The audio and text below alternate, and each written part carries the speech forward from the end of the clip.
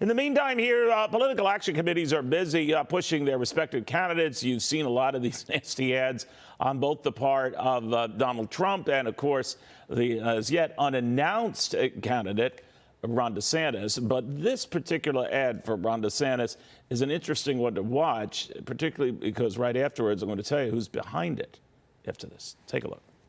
Donald Trump is being attacked by a Democrat prosecutor in New York. So why is he spending millions attacking the Republican governor of Florida? Trump's stealing pages from the Biden-Pelosi playbook, repeating lies about Social Security. Here's the truth from Governor Ron DeSantis. We're not going to mess with Social Security as Republicans. All right, they call that tit for tat, but the guy behind it is Ken Cuccinelli. His PAC is the Never Back Down Political Action Committee, working to see Ron DeSantis as a presidential candidate. Interesting to note, because you remember in the case of Ken, he was a former Deputy Secretary of Homeland Security for the former president. Joins us right now. Ken, good to have you. Why Ron DeSantis? Good to be with you, Neil. Well, Ron DeSantis is the most successful Republican chief executive we've seen in decades in America, and he's done a spectacular job in Florida, as demonstrated by his winning record without ever backing down on his conservative principles. He won over almost by 20% in the largest swing state in America. He had the biggest coattails we've seen in a long time, right down to school boards. And nobody else who's looking at running for president can say that or anything like it. So we hope he gets in this race and believe he is the best opportunity for the future of America starting in 2025.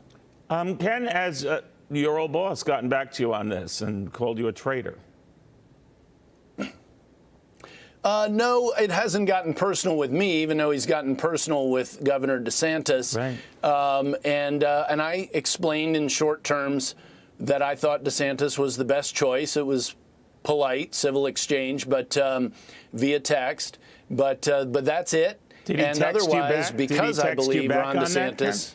No, not okay. after that. Not after that. Right. He initiated, but and I've found that across the country. I've been traveling to states all across America, and ordinary voters, conservatives, Republicans, independents, they can't wait for Ron DeSantis to get in this race. They are so impressed with what he's done in Florida. And when we tell them the rest of the DeSantis story, his personal story, working his way through college, winning and having those coattails that they don't necessarily know in the rest of the country, they get very excited to support a DeSantis for president campaign that we hope will arise sometime in the next couple of months. Well, because, you know, the poll numbers don't bear that out. Of course, it's very early, as you and I have talked about these kind of things at different times. And yes. Right now, Donald Trump, even oddly after the indictment, the first ever for a former president, is as popular as he's ever been in the party. That might be short-lived, to your point. And also to your point, Ron DeSantis is raising a lot of money, I believe north of $30 million, supporting a